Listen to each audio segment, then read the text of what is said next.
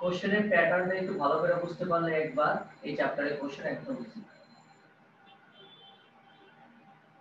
এবং অগ্রগামী তরঙ্গের ইকুয়েশন সলভ, বারবার বলতেছে একই কথা, যদি সলভ করতে না পারো তবে কিন্তু আসলে এই চ্যাপ্টারটা তোমার কাছে কখনো ইজি লাগবে না। এই চ্যাপ্টারটা কখনো তোমার কাছে ইজি লাগবে না, আগেই বলতেছি। আমাদের সমীকরণটা দেওয়া আছে হচ্ছে y = 10 sin 2π / 100 36000 t - x। প্রশ্ন আগের মতই, প্রশ্ন তোমার কাছে কি কি চাইছে? প্রশ্ন চাইছে বিস্তার, তারপর বের করতে বলছে তরঙ্গ দৈর্ঘ্য, 3 নাম্বার হচ্ছে তরঙ্গের বেগ, 4 নাম্বার হচ্ছে কম্পাঙ্ক এবং 5 নাম্বার হচ্ছে পর্যায়কাল। এই কয়টা জিনিস তোমার কাছে বের করতে বলছে। তাহলে ইকুয়েশন যেভাবে দেওয়া থাকুক না কেন, আমাকে পরীক্ষায় আমরা যেটা জানি সেই ইকুয়েশনটা অবশ্যই মাথায় রাখতে হবে। তাহলে আমরা যে ইকুয়েশনটা জানি সেটা হচ্ছে y = a sin 2π divided by a sin omega t minus 2π divided by lambda into x। আমাদের এই একটা সমীকরণ মনে রাখতেই হবে পরীক্ষা হলে অঙ্ক করার জন্য at least, omega T minus 2π by lambda equal x। সবচেয়ে অঙ্কটা কিভাবে সাজাইবা, যারা মানে পরীক্ষা কিভাবে দিবা, পরীক্ষা দিতে গেলে প্রথমে তুমি যেটা জানো সেই সমীকরণটাকে দিবা 1 নাম্বার, সেই সমীকরণটাকে তুমি 1 নাম্বার দিবা, এবং যে সমীকরণটা তোমাকে পরীক্ষায় দেওয়া আছে ওটা লিখবা, দেয়া আছে y = 10 sin 2π divided by 100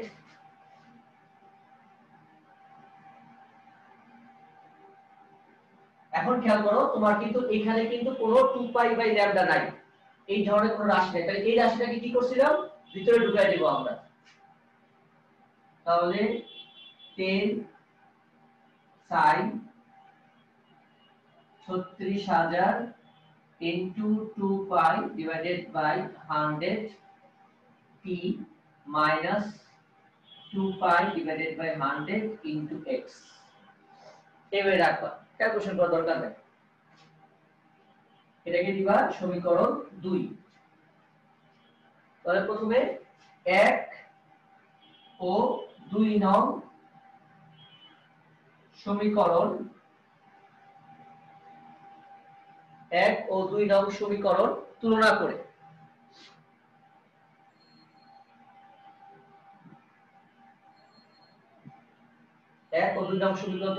তাহলে একটা জিনিস অবশ্যই অবশ্যই খেয়াল রাখবা যে পরীক্ষায় তোমার যে সমীকরণটা দেওয়া আছে সেটা কোন এককে দেওয়া আছে। এখানে যে এককটা দেওয়া সেটা হচ্ছে মিটার, বা পরীক্ষায় তোমাকে বলে দিবে যেখানে রাশিগুলো সব এসআই পদ্ধতিতে প্রকাশিত।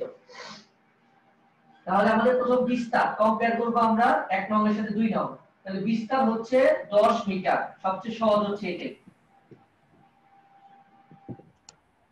বিস্তার 10 মিটার।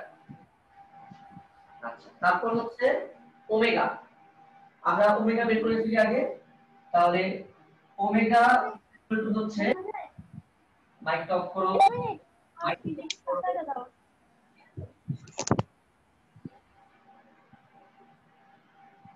মাইকটা অফ করো। 36000, দেখো ওমেগা কি বললাম, ওমেগা মানে ওমেগা কি বাদে এই রাশিটার মধ্যে যা আছে পুরোটা নিতে হবে। তাহলে এখানে কাটাকাটি করব,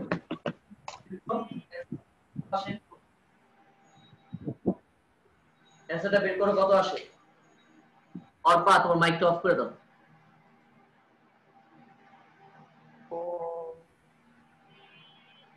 বলো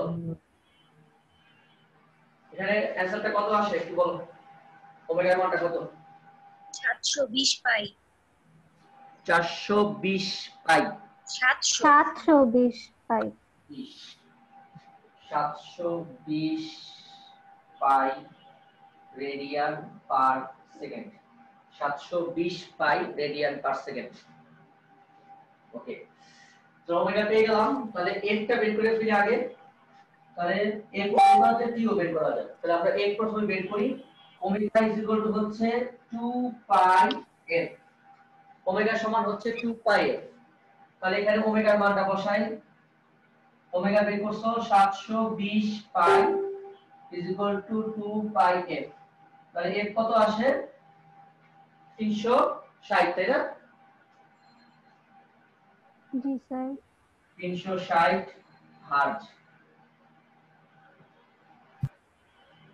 এরপরে করার উদ্দেশ্য হচ্ছে, যেহেতু আমি কালকে কোনো লাস্ট ক্লাস গ্রহণ করি নাই, যারা পাস নিজেরাই করছো, যারা পারো নাই তাদের জন্য মূলত ব্যাখ্যা করা। তো 360 হার্জ। তাহলে এফ যেহেতু পেয়ে গেছো না, তুমি টি ও পেয়ে যাবে এখান থেকে। একবারে সব বের করি। টি ইজ ইকুয়াল টু হচ্ছে 1/f। কত আসে? 0.002 সেকেন্ড। 0.002 সেকেন্ড। আর কিছু নাই? 7 আছে। 7 7 0.0027 সেকেন্ড। ওকে, তাহলে এখন বাকি আছে কি কি? ই বাকি আছে, ল্যামডা বাকি আছে। তাহলে ল্যামডা বের করতে হবে। সবার আগে লাগবে ল্যামডা। চেষ্টা লাগে ল্যামডা নিয়ে আমাদের, তাই না? এই ক্ষেত্রে কিন্তু সহজ আছে। এখানে ভালো করে চেক করো। 2 pi by lambda 2 pi by 100, এই অঙ্কে কোনো প্রবলেম নাই। গত ক্লাসের অঙ্কে কিন্তু একটা 2 দিয়ে গুণ করতে হয়েছিল, অনেকে বুঝতে পারো না, পরে আবার লক করছিল আমাকে। 2 পাই বাই ল্যামডা আর 2 পাই বাই 100, এখানে কিন্তু কোনো প্রবলেম নাই। ডাইরেক্টলি তুমি চাইলে কি লিখতে পারো, ল্যামডা সমান কত? 100 লিখতে। এভাবে কোনো সমস্যা নেই। তাহলে এখানে লিখতে পারি আমরা ল্যামডা ইজ ইকুয়াল টু হচ্ছে 100 মিটার।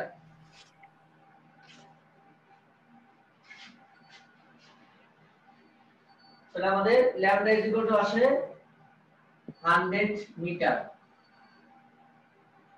আর লাস্ট হচ্ছে ভি। তাহলে এফ যেহেতু পেয়ে গেছো না, ল্যামডা যেহেতু পেয়ে গেছো না, ভি ও পেয়ে যাবে। তাহলে এফ হচ্ছে তোমার 360, ল্যামডা হচ্ছে 100।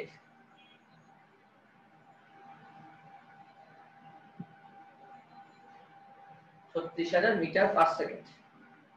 একই অঙ্ক কিন্তু অনেক ভাবে করা যায়, আগেই বলতাছি ভাই বোনা, যে আবার এক নিয়ম আমি করছি দেখা, এই নিয়মেই অনেক যতগুলো ইকুয়েশন আমরা শিখছিলাম গত ক্লাসে, অনেক ধরনের ইকুয়েশন সলভ করেও, মানে ইকুয়েশন দিয়ে এই অঙ্ক করা যায়।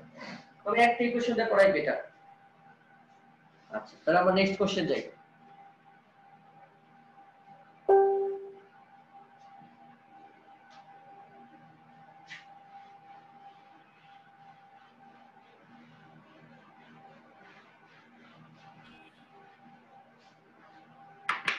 কারো কোনো প্রশ্ন থাকলে বলবা। নেক্সট কোশ্চেনটা একটু আমি আগে চিত্র দিয়ে ব্যাখ্যা করি, আমি কোশ্চেনটা পরে তোমাদের ইনবক্সে মেসেঞ্জারে দিয়ে দিব। বলছে একটি কম্পমান উৎস থেকে 5 মিটার দূরে অবস্থিত, 5 মিটার দূরে অবস্থিত। মনে করো, ধরো আমি একটু চিত্র দিয়ে ব্যাখ্যা করি জিনিসটা, যে একটা অগ্রগামী তরঙ্গ সময়ের সাথে সাথে সামনের দিকে অগ্রসর হচ্ছে। এই অগ্রগামী তরঙ্গটার উৎস থেকে, মনে করো উৎসটা এখানে, এখানে একটা সোর্স, এই উৎস থেকে 5 মিটার দূরে অবস্থিত, 5 মিটার একটা দূরে অবস্থিত। মনে করো এখান থেকে যে কোনো একটা ডিসটেন্স ধরে নিয়ে আমি 5 মিটার, x এর মান 5 মিটার, 5 মিটার দূরে অবস্থিত একটি বিন্দুর t t/6 সেকেন্ড সময়। এখানে যে বিন্দুটা, এই বিন্দুতে একটা সময় দেওয়া আছে, সেখানে সময় হচ্ছে t/6।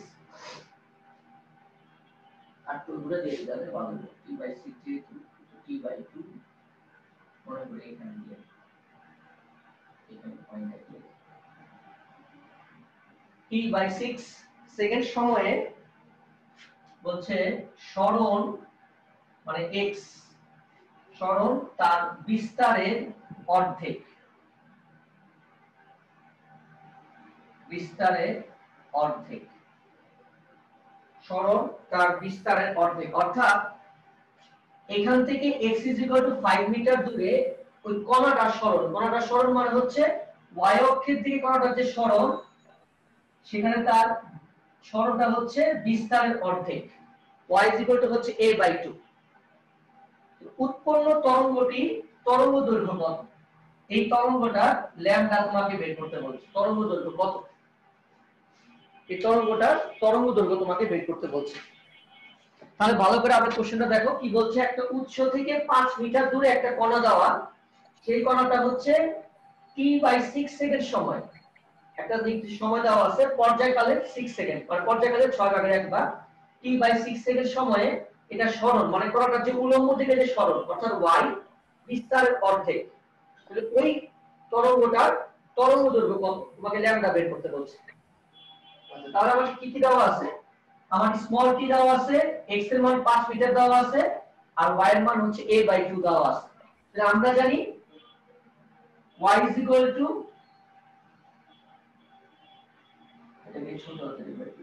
y a sin omega t minus 2 pi by lambda into x, 2 pi by lambda into x মানগুলো বসায় দাও। y হচ্ছে a/2 is equal to a।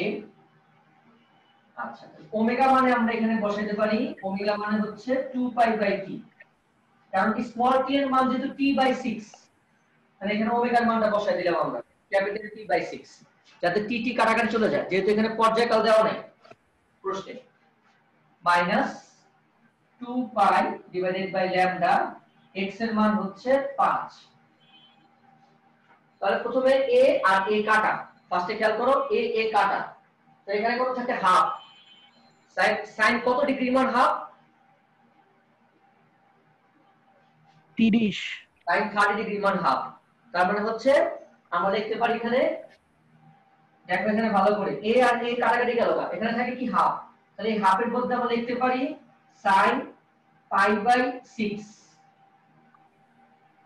এখানে t কাটা, এখানে থাকে π/3, আর এখানে থাকে হচ্ছে 10 পাই বাই ল্যামডা। t আর t কাটা, 2 আর 6 হচ্ছে 3, 2 পাই 5 হচ্ছে 10 বাই ল্যামডা। sin কাটাকাটি করে দেই আমরা, তো থাকবে শুধু π/6।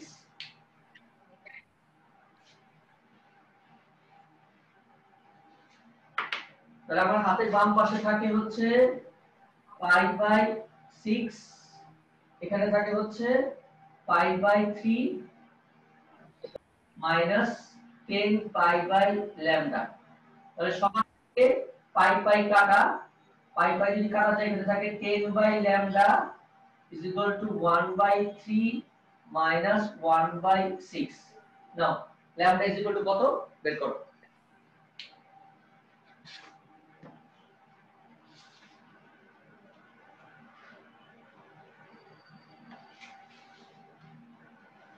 ল্যামডা ইজ ইকুয়াল টু কত বের করো?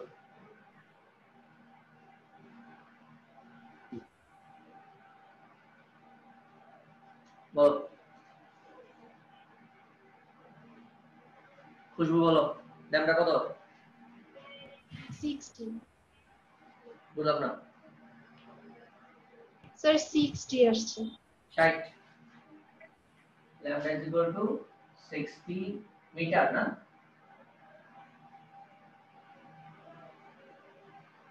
Lambda is equal to 60 metre, 60 metre.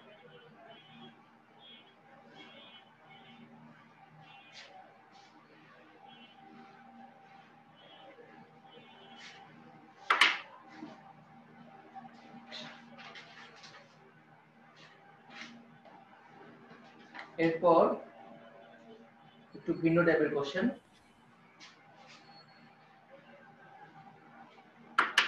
লিখতে দিই। এখানে বলা আছে একটি অগ্রগামী তরঙ্গের সমীকরণ দাও। সমীকরণ একটু ভিন্নভাবে দেওয়া আছে, যেভাবে দেওয়া আছে সেভাবে দিলাম আমরা। y is equal to y naught sin 2 pi f t minus x by lambda। একটা অগ্রগামী তরঙ্গের সমীকরণ দেওয়া আছে এইভাবে, বলছে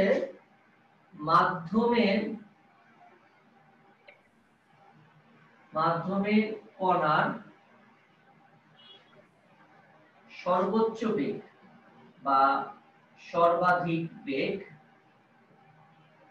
সর্বোচ্চ বেগ তরঙ্গের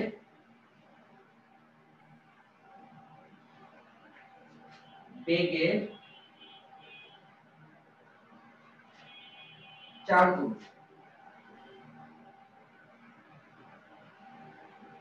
হলে প্রমাণ করো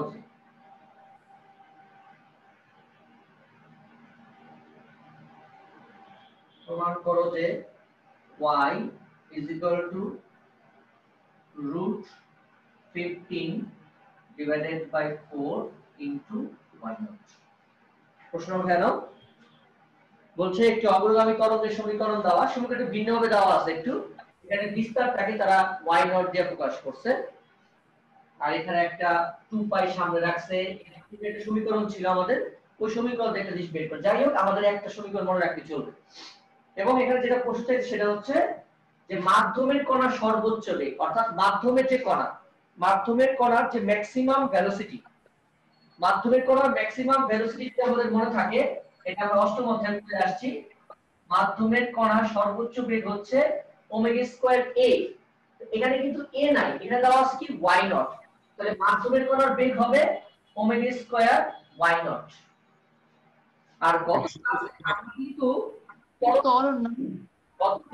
আমরা তরঙ্গের বেগ পড়ে আসছিলাম, তরঙ্গের বেগ কিন্তু বের করছিলাম গত ক্লাসে। এবং মাইকটা অফ করে দাও। তরঙ্গের বেগটা কি ছিল? তরঙ্গের বেগটা ছিল, বেগের সূত্র কি ছিল? তরঙ্গের বেগের সূত্র ছিল ওমেগা রুট ওভার নরমাল সূত্র ছিল a square minus y square, ছিল y ছিল। তাহলে a স্কয়ার, তাহলে a স্কয়ার মানে কি, এখানে y not square minus a square.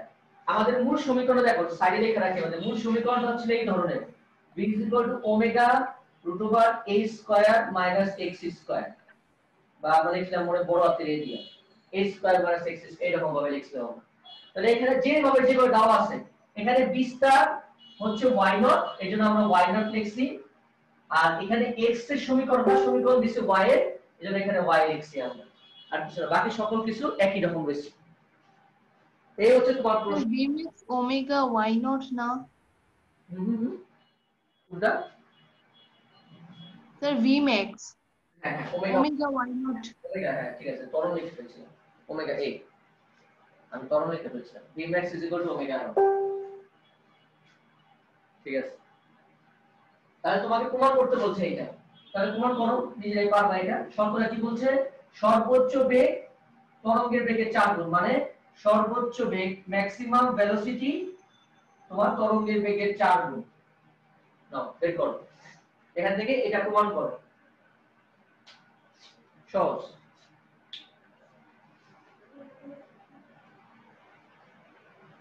এখান থেকে এটা প্রমাণ করো, বল তুই করো, নিজেরা করো।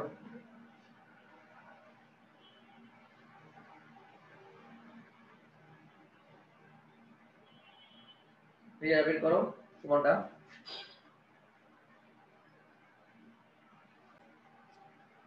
ওকে, তাহলে সবাই এটা পারছো, এখান থেকে এটা বের করে ফেলবা, ট্রাই করবা। তাহলে নেক্সট যাই আমাদের আজকে টপিকসে। আমাদের এখানে দুটো জিনিস বাকি ছিল, আমাদের টপিকসে দুইটা পয়েন্ট ছিল বাকি। একটা হচ্ছে তরঙ্গের দশা। আমরা লাস্ট ক্লাসে অগ্রগামী তরঙ্গের যে সমীকরণটা প্রতিপাদন করছিলাম সেটা ছিল এই ধরনের, y is equal to a sin 2 pi by lambda dt minus x। তাহলে আমরা কণার দশা নিয়ে কিন্তু আলোচনা করছিলাম, আমরা গত ক্লাসে কণার দশা নিয়ে আলোচনা করছি এবং বলছিলাম যে যদি তরঙ্গ মানে হাতের ডান থেকে বাম দিকে যায় তবে কণাগুলো দশা কম থাকে, আর ডান থেকে যদি বাম দিকে যায় দশা বেড়ে যায়। তাহলে আমাদের এখন তরঙ্গের দশা, মানে একটা তরঙ্গ দশা বলতে কি বোঝায়? দশা হচ্ছে যে কোনো মুহূর্তে কোনো কিছুর অবস্থা। যেমন যখন কণা ছিল মাধ্যমের কণা, তখন মাধ্যমের কণার অবস্থা বুঝতে পেরেছি আমরা। আর যখন তোমাকে তরঙ্গের দশা বলবে তখন যে কোনো মুহূর্তে ওই তরঙ্গটার অবস্থা। তাহলে আমাদের এই যে সমীকরণটা, এই সমীকরণে আমরা তরঙ্গের দশা মানে তরঙ্গের অবস্থা আসলে কি দ্বারা বুঝতে পারি? এখানে এ তো কনস্ট্যান্ট, এটা বিস্তার, এটা তো কখনো চেঞ্জ হবে না। সাইন তো ত্রিকোণমিতিক অনুপাত, তার মানে আলটিমেটলি যদি আমাকে দশা বলে তরঙ্গের দশা, তাহলে তরঙ্গের দশা কিন্তু আসলে এই জিনিসটা, অর্থাৎ 2π/λ * vt - x। এই রাশিটার উপরে কিন্তু একটা তরঙ্গের গতির অবস্থা বোঝা যায় কিভাবে।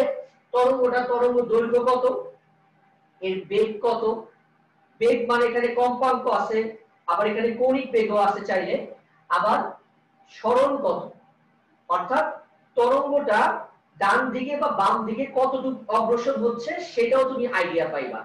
তাহলে কোন মাধ্যমে বা যে কোনো মাধ্যমে কোন তরঙ্গের দশা বলতে মূলত আমরা বুঝবো এইটুক রাশি। তাহলে তরঙ্গের দশাকে আমরা এখানে ফাই দিয়ে প্রকাশ করি, ফাই এই প্রতীকটা দিয়ে প্রকাশ করি। তরঙ্গের দশা হচ্ছে 2π/λ vt - x। আবার দেখো কেন বললাম দশা মানে যে কোনো মুহূর্তে কোনো কিছুর অবস্থা। তাহলে এখানে আমরা কার দশা আলোচনা করছি সেটা হচ্ছে তরঙ্গের দশা। তরঙ্গের দশা কোনটা? 2π/λ vt - x। কারণ এই রাশিগুলো দ্বারাই তুমি একটা তরঙ্গের কিন্তু সম্মুখ অবস্থা বুঝতে পারবে। তাহলে প্রথমে আমরা তরঙ্গের দশা এই পরিবর্তনটা হিসাব করব হচ্ছে আমরা দূরত্বের সাথে সাথে। দূরত্বের সাথে সাথে তরঙ্গের দশা কি রকম পরিবর্তন হয়। ধরো এখানে একটা অগ্রসমান তরঙ্গ, এই তরঙ্গের মধ্যে দুইটা পয়েন্ট দেওয়া আছে। মনে করো এখান থেকে মাধ্যমের একটা কণা, দূরত্ব হচ্ছে x1, আর এখান থেকে মনে করো আরেকটা দূরত্ব হচ্ছে x2। দুইটা দূরত্ব দেওয়া আছে।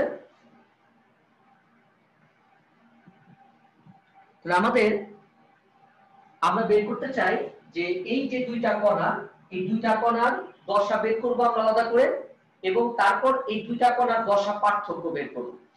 আচ্ছা, এখন একটা প্রশ্ন আসতে পারে যে স্যার আমরা তো জানি যে এই দিকে গেলে দশা আমার কমে, এখানে দশা বেশি।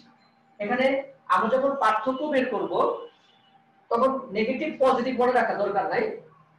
আমার যেহেতু পার্থক্য বের করতে বলছে তার জন্য আমরা নরমালি যেটা করি সাধারণত শেষ থেকে আদিতে বিয়োগ করব, x2 - x1 করব, তাতে কোনো প্রবলেম নেই। কারণ আমরা জাস্ট খালি পার্থক্যটা বের করতে চাই। এবার যদি রেজাল্ট নেগেটিভ আসে সেটা আমরা বুঝবই যে যেহেতু এটা দশা কম এটা দশা বেশি, এই কারণে নেগেটিভ পজিটিভ আসতে পারে, ওটা আমরা দরকার নেই মাথায় রাখা আমাদের। তাহলে আমাদের যদি প্রথমে আমরা এখানে কণাটার অবস্থান হচ্ছে x2 একটা কণা তরঙ্গের মাধ্যমে, আর এখানে একটা মাধ্যমের কণার অবস্থান হচ্ছে x1। তাহলে আমরা প্রথমে তাদের অবস্থানের পার্থক্য বা সরণের পার্থক্য যেটাই বলি না কেন, আমরা অবস্থানের পার্থক্য যদি হিসাব করি, তাহলে অবস্থানের পার্থক্য যদি আমরা হিসাব করি, অবস্থানের পার্থক্য হবে del x is equal to x2 minus x1, x2 minus x1। অবস্থানের পার্থক্য আমরা ধরলাম x2 minus x1, বা যেটাকে আমরা বলি আসলে অ্যাকচুয়ালি আমাদের যেটা আমাদের অ্যাকচুয়াল দরকার সেটা হচ্ছে পথ পার্থক্য। আমরা গত ক্লাসে এগুলো দেখে আসছি যে দুইটা কণার মধ্যে পথ পার্থক্য বা অবস্থানের পার্থক্য। তাহলে এবার প্রথমে আমরা x1 যে কণাটা, প্রথমে যে x1 কণাটা, সেই x1 কণার জন্য আমাদের তরঙ্গের দশা কত হয়। এই x1 দূরত্বে যে অবস্থিত তার জন্য দশা কত। তাহলে x1 দূরত্বে যে কণাটা অবস্থিত তার জন্য দশা আমরা লিখতে পারি phi1 is equal to 2π/λ, যেটা এখানে সময়ের কোনো পার্থক্য ধরতেছি না, শুধু অবস্থান বা পথের পার্থক্য vt - x1। একইভাবে x2 এর জন্য দশা হবে 2π/λ vt - x2। তাহলে ওই মুহূর্ত মানে যে সার্টেন টাইম ধরে নিচ্ছে অর্থাৎ t সময়ে, ওই মুহূর্তে এই দুইটা কণার দশা পার্থক্য কত, ওই মুহূর্তে এই দুইটা কণার দশা পার্থক্য কত, ওই মুহূর্তে এই দুইটা কণার দশা পার্থক্য কত। তাহলে আমরা কিন্তু এই জিনিসটা মাথায় রাখবো অবশ্যই যে কণাটা x2 দূরত্বে আছে তার কিন্তু দশা কম, আর যে x1 দূরত্বে তার দশা কিন্তু বেশি। তাহলে ওই মুহূর্তে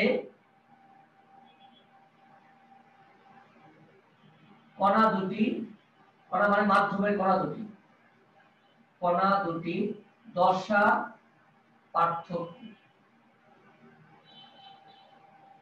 অর্থাৎ ডেল্টা ফাই, যেহেতু x1 দূরত্বে যে কণা আছে তার দশা বেশি। এটা আমি কেন বলছিলাম প্রথমে, কারণ তুমি যে অঙ্ক যখন করবে তখন তুমি এমনি বুঝতে পারবে।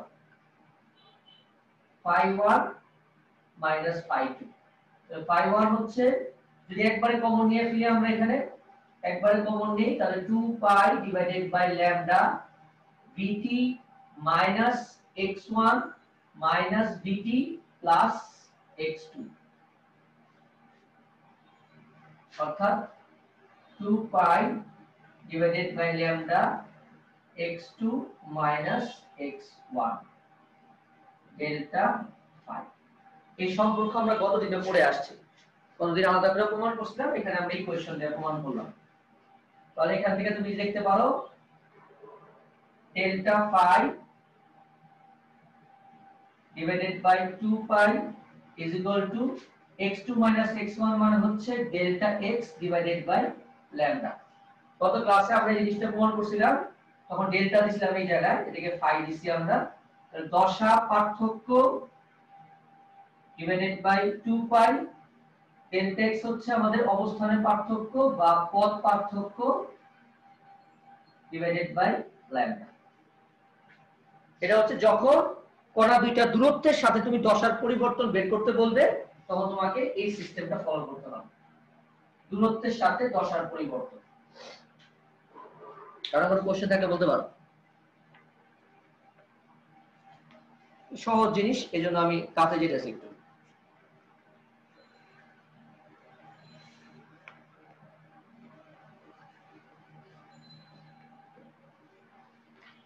ওকে, আশা করি তোলা হয়েছে।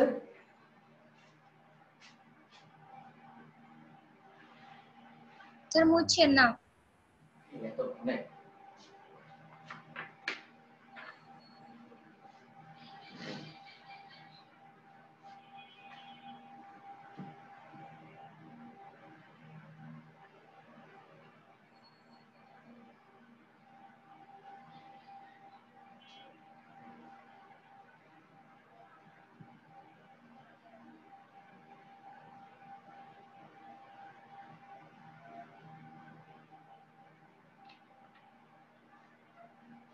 স্যার হয়েছে। এবার আমরা সময়ের সঙ্গে, এবার হচ্ছে আমরা বের করব সময়ের সঙ্গে দশার পরিবর্তন, সময়ের সাথে সাথে দশার পরিবর্তন, সময়ের সাথে দশার পরিবর্তন। অর্থাৎ এই ক্ষেত্রে কি হবে, এই ক্ষেত্রে তোমার ধরো একটা তরঙ্গ, এই তরঙ্গের মাধ্যমে অবস্থিত যে কোনো একটা কণা, ধরো সেই কণাটা x দূরত্বে আছে, x দূরত্বে আছে। এখন বিভিন্ন সময় বলতে যে বিষয়টা হচ্ছে যে আমরা গত ক্লাসে দেখাইছিলাম, যে বলছিলাম যে দেখো একটু ভালো করে, যে এখানে ধরো তরঙ্গের এই যে কোনো মাধ্যমে দুইটা কণা, এখানে একটা তরঙ্গ আসতেছে, এই তরঙ্গটা যখন এই কণাটাকে আঘাত করবে, তখন কিন্তু এই কণাটা অলরেডি একটা বৃত্তাকার পথে ঘুরতে শুরু করবে। আচ্ছা, এই কণাটা যখন আঘাত করলো, বৃত্তাকার পথে ঘুরতে শুরু করলো, সে ঘুরতে আছে, সময়ের সাথে সাথে ঘুরতে আছে। অর্থাৎ যত এখানে কিন্তু আমি এই কণার উপর পর্যবেক্ষণ করব না, শুধু একটা কণার উপরই ভিন্ন ভিন্ন দুইটা সময় নেই, একটা কণারই ভিন্ন ভিন্ন সময়ে আমরা ব্যাপারটা নিব। তাহলে মনে করো প্রথম একটা সার্টেন টাইম t1 সময় যখন আঘাত করলো, তখন সে ঘুরতে শুরু করলো, আবার কিছুক্ষণ পর আরেকটা তরঙ্গে এসে আঘাত করলো, আবার সে ঘুরতে শুরু করলো। মানে এখানে কিন্তু তরঙ্গ অনবরত আসতেছে, এই কণাগুলোর উপর আঘাত করতেছে এবং কণাটা কিন্তু ভাইব্রেশন করতেছে। অর্থাৎ বিষয়টা কিন্তু এখানে আগে যেমন কিছু আগের মধ্যে খেয়াল করো, দুইটা কণা ছিল, মাধ্যমে দুইটা কণা, সময় আমরা একই রাখছি, অর্থাৎ একই সময়ে তরঙ্গ দুইটা কণাকে আঘাত করছে, তখন তাদের দশার পরিবর্তন আমরা দেখছি একরকম। এবার কি হচ্ছে খেয়াল করো, এবার একই কণার উপর ভিন্ন ভিন্ন সময়ে তুমি তাদের দশা পর্যবেক্ষণ করবা। কণাটা একই দূরত্বে আছে, উৎস থেকে একই দূরত্বে আছে, অর্থাৎ এই ক্ষেত্রে কিন্তু যত সময় যাবে, এই ক্ষেত্রে যত সময় বেশি পাস করবে তত ওর দশা কিন্তু বেশি হবে। কারণ যত বেশি সময় ধরে পাস করবে, প্রথম ধরো 1 সেকেন্ডে তুমি পর্যবেক্ষণ করলা, সে 2 পাই রেডিয়ান কোণ তৈরি করলো। এরপর ধরো তুমি 2 সেকেন্ড আরো 2 সেকেন্ড পর পর্যবেক্ষণ করলা, তখন কিন্তু এর দশা কিন্তু আরো বেড়ে যাবে। কারণ 1 সেকেন্ডে ধরো সে 2 পাই যদি যায়, সে 1 সেকেন্ড যদি 2 পাই যায়, 2 সেকেন্ড বা 3 সেকেন্ড পর কিন্তু সে তার আরো বেশি ঘুরবে। অর্থাৎ এখানে একই দূরত্বে অবস্থিত কোন কণার উপর যখন তরঙ্গ আঘাত করবে, তখন যত সময় পাস করবে তত কিন্তু এর দশা বৃদ্ধি পাবে। এই জিনিসটা খেয়াল করো ভালো করে। আগে কিন্তু কি ছিল যে x1 দূরত্বে কণার দশা ছিল বেশি, x2 দূরত্বে কণার দশা ছিল কম, একই তরঙ্গ যেহেতু আঘাত করতেছে। এবার কি হচ্ছে, একটা কণার উপরই তরঙ্গ আঘাত করছে, ঠিক আছে ওকে, কিন্তু ভিন্ন ভিন্ন সময়, এবং সময় প্রথমে t1 সময় কণার যে দশা হবে, আফটার সার্টেন টাইম পর তার দশা কিন্তু অবশ্যই বেড়ে যাবে। কারণ 1 সেকেন্ডে 2 পাই ঘুরলে তোমাকে যদি 3 সেকেন্ড পর কত, তুমি বলবা যে 1 সেকেন্ডে 2 পাই হলে 3 সেকেন্ড তো 6 পাই, তাহলে অবশ্যই 3 সেকেন্ড পর তো দশা বেশি 1 সেকেন্ডের চেয়ে। তার মানে এখানে আমি যে t2 সময় পর যে দশাটা বের করব, ওটা কিন্তু t1 সময়ের দশার চেয়ে বেশি হবে। খেয়াল করো জিনিসটা, t2 সেকেন্ড সময় পর আমি যে দশাটা বের করব, ওটা কিন্তু t1 সেকেন্ড সময়ের দশার চেয়ে বেশি হবে। কারণ একই কণার উপর তুমি পর্যবেক্ষণ করতেছো, দুইটা কণা না কিন্তু একই কণার উপর, যে কোনো মুহূর্তে না, এবার একটা certain time t1 after that t2, t1 সময় ওই কণাটা যতবার ঘুরবে, t2 সময়ের পর তো সে আরো বেশিবার ঘুরে ফেলছে, তার মানে t2 সময়ের পর তার দশা কিন্তু t1 এর চেয়ে বেশি হবে। এখানে কিন্তু অবস্থানের কোনো পরিবর্তন হবে না, অর্থাৎ একই কণার উপর আমরা পর্যবেক্ষণ করতেছি। কথা বোঝা গেছে কিনা? একই কণার উপর আমি কিন্তু পর্যবেক্ষণ করতেছি। কথা কি ক্লিয়ার? আচ্ছা তাহলে ওকে, আশা করি কথা ক্লিয়ার। তাহলে আমরা প্রথমে যেখানে আমরা অবস্থানের পার্থক্য ধরবো না, শুধুমাত্র সময়ের পার্থক্যটা ধরবো। তাহলে মনে করি প্রথম যে কণাটা, সেই কণাটা t1 সময়ে দশা 2 pi divided by lambda v t1 minus x, এবং t2 সময় পর তার যে দশা, এটা হচ্ছে phi 2 is equal to 2 pi divided by lambda v t2 minus x। তাহলে সুতরাং দশা পার্থক্য delta phi is equal to phi 2 minus phi 1। আশা করি বুঝতে পারছো যে এবার phi 2 minus phi 1 কেন হলো। না বুঝলে কোশ্চেন করতে পারো। তাহলে এখানে 2 পাই বাই ল্যামডা কমন নিলে vt2 minus x vt1 plus x, অর্থাৎ এখানে আসে 2 pi divided by lambda into v t2 minus t1। v common নিয়ে ফেললাম, v কমন নিয়ে t2 minus t1 লিখলাম।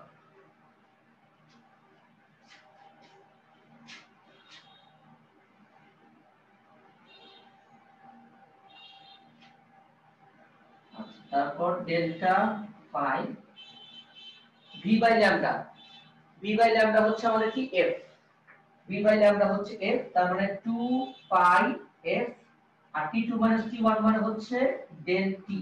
আমরা বইয়ের মতো করে লিখতে পারি f মানে হচ্ছে, এখানে সাইড নোট দিয়ে দিলাম আমি, না বুঝো, f হচ্ছে v বাই ল্যামডা, আর f মানে হচ্ছে 1 বাই t, অর্থাৎ পর্যায়কাল। তাহলে delta pi is equal to 2 pi divided by t into delta t, যেখানে f মানে হচ্ছে 1 by t, f মানে হচ্ছে 1 by t। তার উপর প্রশ্ন থাকলে করতে পারো, না বুঝলে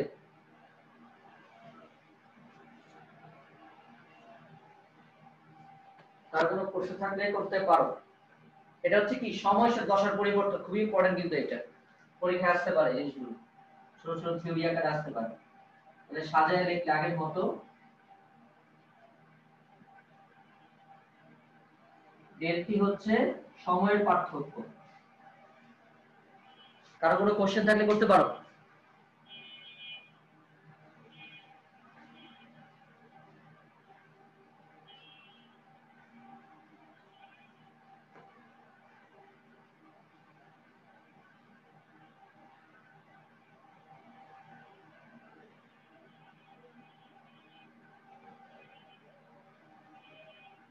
কারো কোনো কোশ্চেন আছে বলো। বুঝতে পারছো তো এখানে φ2 - φ1 কেন হলো আর ওই জায়গায় φ1 - φ2 কেন হলো এই জিনিসটা কিন্তু একটু বুঝে নাও। এই জিনিসটা ভালো করে বুঝে নাও। প্রীতম বুঝতে পারছো? ওকে আচ্ছা বুঝবো বুঝবো। জি sir. Yes, sir. Thank you. তাহলে এরপর আমাদের বইতে যে টপিকটা আছে সেটা হচ্ছে তরঙ্গের তীব্রতা, কিন্তু আমরা তরঙ্গের তীব্রতা টপিকটা পড়ব পরে। তরঙ্গের তীব্রতা আমাদের এখন পড়লে আমরা কিছু বুঝবো না, আমাদের ক্লিয়ার হবে না তরঙ্গের তীব্রতা। তরঙ্গের তীব্রতা আমাদের এই বইটার মধ্যে আমরা লেকচার বইতে মাঝখানে ঢুকাই দিয়েছি। আমরা তরঙ্গের তীব্রতাটা পরে পড়বো, যখন তীব্রতা লেভেল পড়বো তখন আমরা পড়বো। তার আগে আজকে আমরা যেটা শুরু করবো সেটা হচ্ছে তরঙ্গের উপরিপাতন নীতি। তরঙ্গের উপরিপাতন নীতি। উপরিপাতন শব্দের অর্থ হচ্ছে সুপারপজিশন, মানে একটা কণার উপর একের অধিক তরঙ্গ উপরিপাতিত হওয়া। আচ্ছা তাহলে সুপারপজিশন জিনিসটা কি, আগে তরঙ্গের উপরিপাতন জিনিসটা কি সেটা একটু বুঝি আমরা। ফার্স্টে ধরো এখানে একটা মিডিয়া মানে মাধ্যম, সেই মাধ্যমের মধ্যে অনেকগুলো কণা আছে, অনেকগুলো মাধ্যমের কণা, বিভিন্ন কণা। এখন ধরো এখানে একটা কণা আমি হাইলাইট করলাম। এখন এই কণাটার উপর, মাধ্যমের এই কণাটার উপর ধরো একটা তরঙ্গ এইভাবে আপতিত হইল, একটা তরঙ্গ এইভাবে আপতিত হইল, একটা তরঙ্গ এইভাবে আপতিত হইল।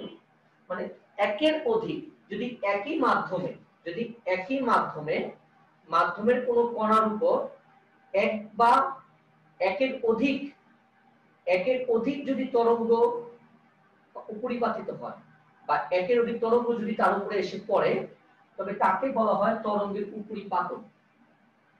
তরঙ্গের উপরিপাতন জিনিসটা কি চিন্তা করো, সুপারপজিশন জিনিসটা কিছুই না, এটা আমরা আসলে হচ্ছে নরমাল রেজাল্টেন্ট একটা বিষয়টা হচ্ছে রেজাল্টেন্ট, যে আমরা ভেক্টর অধ্যায়ে দেখছি যে কোনো কণার উপর বা কোনো বস্তুর উপর যদি আমরা একের অধিক বল প্রয়োগ করি তখন আমরা তার লব্ধি বের করতাম, লব্ধি রেজাল্টেন্ট বের করতাম। তার তরঙ্গের উপরিপাতন জিনিসটা হচ্ছে রেজাল্টেন্ট, মানে মাধ্যমের কোন কণার উপর, একই মাধ্যমে বিভিন্ন বিভিন্ন মাধ্যমে হবে না, একই মাধ্যমের কোন কণার উপর যদি একের অধিক তরঙ্গ এসে পড়ে ওই কণার উপর তখন এই ঘটনাটাকে বলা হবে তরঙ্গের উপরিপাতন।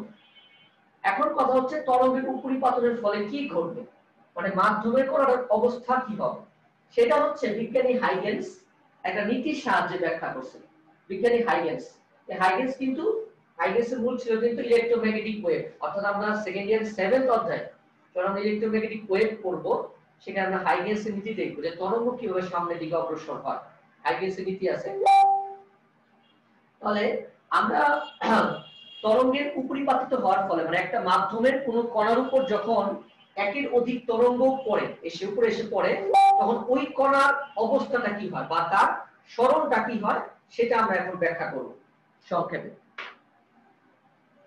বিষয়টা একটু আগে সহজভাবে চিন্তা করি যে ধরো আমরা দুইটা তরঙ্গ নিয়ে, আমাদের লেভেল দুটো তরঙ্গ নিয়ে আছে। ধরো তুমি দুইজন তোমার ফ্রেন্ড একটা রশি বেঁধে তরঙ্গ তৈরি করো। দুজন ফ্রেন্ড, ধরো এখানে আছে আমাদের প্রিয় ব্যক্তিত্ব হচ্ছে স্বপ্নীল আর আরেকজন হচ্ছে আমাদের প্রীতম। দুইজন দুই হাতে বেঁধে একটা রশি দুইজন দুই প্রান্তে দাঁড়ায় আছেন, হাত ধরে ধরে এভাবে তারা তরঙ্গ তৈরি করবেন। এখন এদিকে যে ব্যক্তি, মনে করো এ ব্যক্তি আর একজন বি ব্যক্তি, এ ব্যক্তি এখানে একটা তরঙ্গ তৈরি করলেন, এটা তরঙ্গ তৈরি করলেন, এভাবে রশিতে বাড়িয়ে তরঙ্গ তৈরি করলেন ফোর্স দিয়ে। আবার বি ব্যক্তি ও এখান দিয়ে রশির মধ্যে একটা তরঙ্গ তৈরি করলেন।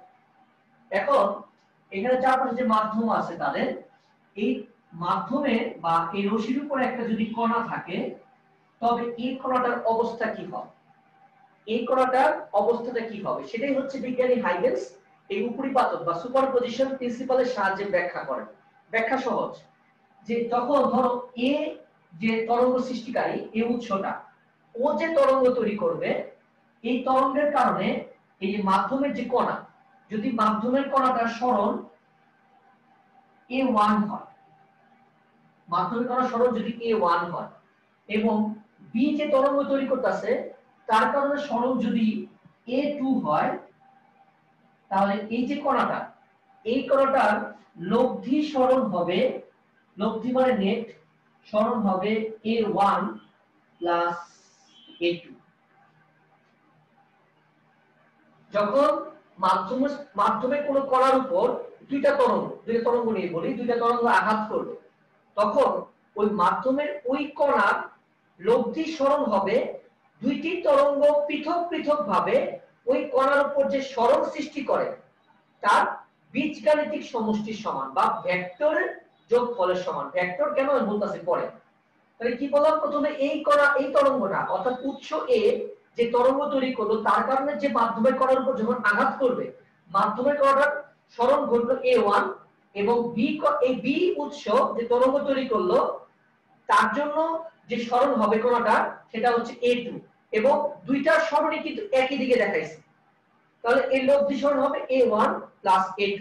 এবার খেয়াল করো, যদি এরকম হয় যে এই তরঙ্গটা, এই উৎসটা যে তরঙ্গ তৈরি করছে তার কারণে সরণ ঘটলো a1, সেটা যে দিকে ঘটলো, আর বি কণাটা যে সরণ ঘটলো সেটা ঘটলো বিপরীত দিকে, মনে করো a2। তাহলে এখন তোমার নেট সরণ হবে a1 মাইনাস a2। আমরা এই জন্য একবার লিখতে পারি জিনিসটাকে যে y net is equal to a1 vector plus a2 vector, ভেক্টরের যোগফলের সমান। বীজগাণিতিক এখন বলতে পারছো দুইটা তরঙ্গ, তিনটা হলে অভিযোগ হবে, চারটা হলে অভিযোগ হবে, ভেক্টর যোগফল হবে। তো আমাদের লেভেলে শুধুমাত্র দুইটা তরঙ্গ নিয়ে আলোচনা আছে, দুইয়ের অধিক হলে যোগফল, ভেক্টর যোগফল করতে হবে, অথবা যে দিকে থাকবে বিপরীত দিকে থাকবে ওইভাবে সিস্টেম করে করতে হবে, দুইটা করে করতে হবে। তাহলে আগে এই জিনিসটা বুঝো, তারপর চিত্র দিয়ে দেখাইতেছেন যে কিভাবে এই জিনিসটা ঘটে, যোগফল বিয়োগফলটা কিভাবে ঘটে। তাহলে কি বললাম, যে যখন একটা মাধ্যমের কণার উপর দুইটা তরঙ্গ এসে আঘাত করে, তখন প্রত্যেকটা তরঙ্গ পৃথক পৃথক ভাবে ওই কণার উপর যে সরণ সৃষ্টি করে সেটাই হবে তাদের ওই কণাটা লব্ধি সরণ, এবং সেটা কি ভেক্টর যোগফল, বা কোন কোন বইতে বলে বীজগাণিতিক সমষ্টির সমান। আমাদের বইতে a1 a2 দেওয়া নেই, আমাদের বইতে লেখছে এইভাবে y1 প্লাস y2।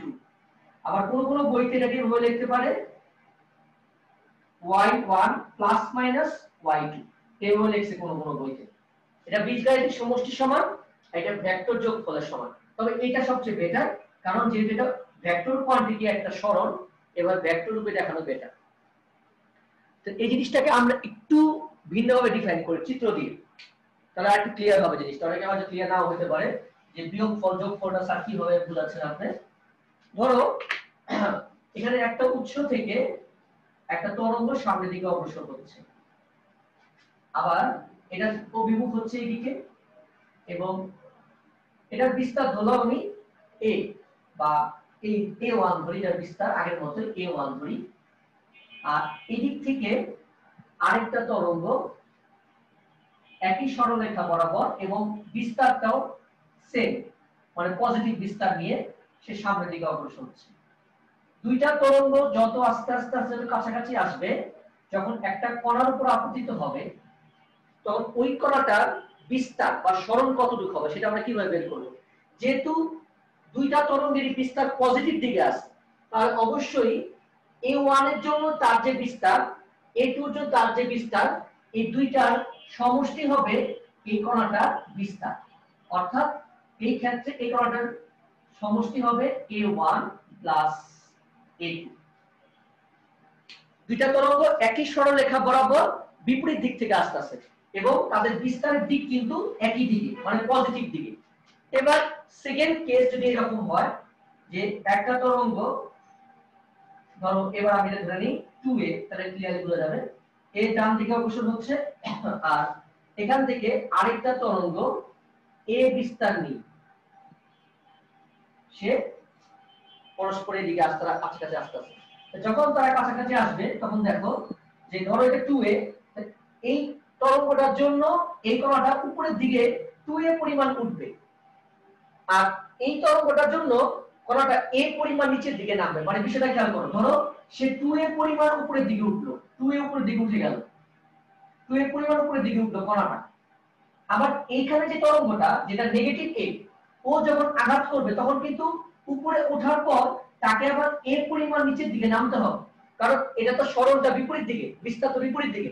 ফলে আলটিমেটলি তোমার এই কণাটার লব্ধি সরণ কিন্তু খুব কম হবে, কারণ কার সমান হবে a। কারণটা কি, এখানে y কত 2a - a অর্থাৎ a। প্রথমে এই তরঙ্গটার জন্য এখানে মাধ্যমের কণাটা 2a পরিমাণ উপরের দিকে উঠবে, আবার এই তরঙ্গটার জন্য সে 2a থেকে a পরিমাণ নিচের দিকে নামবে। ফলে আলটিমেটলি মাধ্যমের এই কণাটার বিস্তার কত হবে এখন a, মানে কি হয়ে আসছে 2a - a। এই জিনিসটাকে আমাদের বইতে বলে 2y, কোন কোন জায়গায় শুধু y, মানে বিয়োগফল y দেখা। উলম্ব সরণ তো আমরা বিস্তার দিয়ে দেখালাম, একই কথা, সমস্যা নেই। কারো কোনো কোশ্চেন থাকলে বলতে পারো, না বুঝলে বলতে পারো।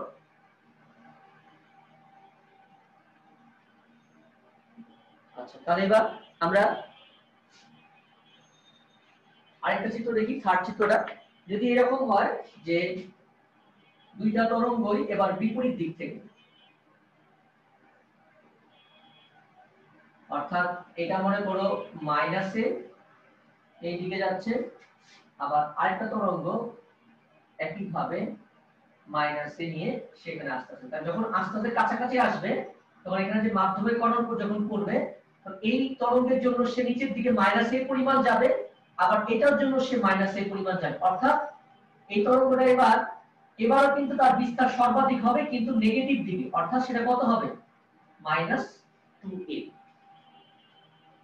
এবারও কিন্তু বীজগাণিতিক সমষ্টি সমান হয়েছে, কিন্তু এই জন্য ভেক্টরটা দাও বেটার, মাইনাসে মাইনাসে অর্থাৎ -2a, মাইনাসে মাইনাসে 2a। তারপর যদি এরকম কেস হয় যে দুইটা তরঙ্গ সমান বিস্তার নিয়ে, দুইটা তরঙ্গ মনে করো এটা হচ্ছে +a আর এটা মনে করো -a, এদিকে অগ্রসর হচ্ছে দুইটা তরঙ্গ। যখন এরা একটা কণার উপর আপতিত হবে তখন ওই কণার সরণ কত হবে, লব্ধি সরণ কত হবে বলো তো? 0। কারণ খেয়াল করো জিনিসটা কি হয়েছে, যে এই তরঙ্গটা যখন এটার উপর আঘাত করবে তখন ও a পরিমাণ উপরের দিকে উঠবে। খেয়াল করো, ও মনে করো a পরিমাণ উপরের দিকে উঠলো, ধরো এটা আঘাত করলো, a পরিমাণ উপরের দিকে উঠলো, কিন্তু এই কণা যখন আঘাত করবে তখন তাকে আবার কি করতে হবে, a পরিমাণ নিচের দিকে নামতে হবে। সে যখন a পরিমাণ উপরের দিকে উঠবে, আবার এই তরঙ্গের জন্য কিন্তু তাকে আবার a পরিমাণ নিচের দিকে নামতে হবে। ফলে আলটিমেটলি সে কি করবে, স্থির অবস্থা থাকবে, অর্থাৎ এখানে কোনো তরঙ্গ উৎপন্ন হবে না, এখানে কোনো তরঙ্গ উৎপন্ন হবে না। এটাই হচ্ছে আমাদের তরঙ্গের, মানে তরঙ্গ বলতে এখানে মাধ্যমের কণার কোনো সরণ হবে না, সরি, এখানে মাধ্যমের কণার কোনো সরণ থাকবে না। এই ধরনের বিন্দুগুলো আলাদা নাম আছে, আমরা পড়বো নিস্পন্দ বিন্দু, আমরা নেক্সট ক্লাসে আলোচনা করব এগুলো নিয়ে। তো এই হচ্ছে আমাদের স্থির তরঙ্গের মানে প্রথম ধাপে গেলাম আমরা। নতুন একটা তরঙ্গ পড়বো আমরা নেক্সট ক্লাস, সেটা হচ্ছে স্ট্যান্ডিং ওয়েভ বা স্থির তরঙ্গ।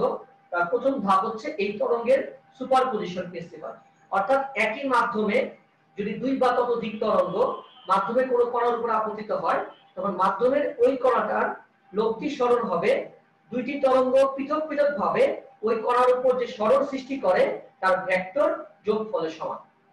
ভেক্টর যোগফলের সমান, যোগফল কেন বললাম, কারণ ভেক্টরে কিন্তু আমরা পড়ে আসছি কোনো বিয়োগ নাই, কারণ বিয়োগ মানে ভেক্টর হচ্ছে বিপরীত ভেক্টরের যোগ, এইজন্য ভেক্টরের যোগফলের সমান,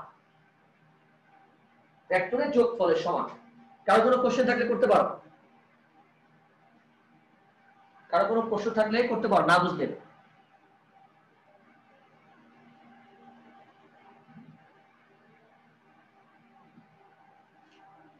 তাহলে আমাদের আজকে ক্লাসের টপিকস হচ্ছে এই পর্যন্তই।